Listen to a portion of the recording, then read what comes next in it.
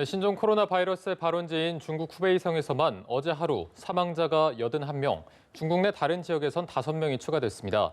이에 따라 중국 내 총 누적 사망자는 720명을 넘어서면서 2003년 사스 때 홍콩을 합친 전체 중국 사망자를 뛰어넘었습니다. 네, 중국의 한 대학은 신종 코로나의 중간 숙주로 멸종 위기 동물인 천산갑을 지목했는데요. 자세한 소식은 취재기자 연결해서 들어봅니다. 이봉석 기자. 네, 신종 코로나 바이러스 감염증에 따른 사망자가 중국 후베이성에서만 어제 하루에만 81명이 나왔습니다.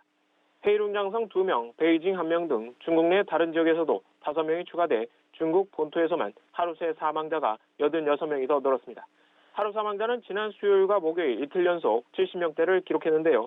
80명 선으로 올라선 건 이번이 처음입니다. 이에 따라 중국 내 총 누적 사망자는 722명이 됐습니다. 이는 홍콩을 합친 2003년 사스 중증급성호흡기 증후군 중국 사망자 648명을 뛰어넘는 수치입니다. 사스 발생 당시 중국 본토에서만 349명, 홍콩에선 299명의 사망자가 발생했습니다.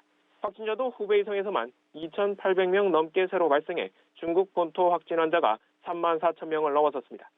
자치령을 포함해 전 세계 28개국에서 확진자는 35,000명에 육박하는 상황입니다.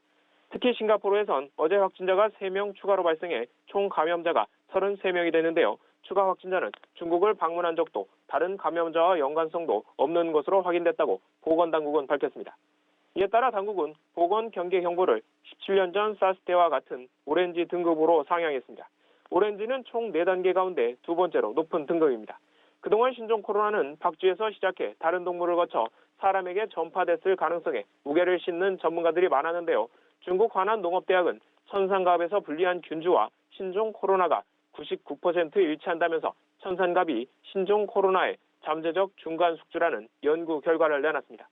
천산갑은 일부 중국인들이 몸에 좋다며 잡아먹고 있어서 멸종 위기종으로 분류됩니다.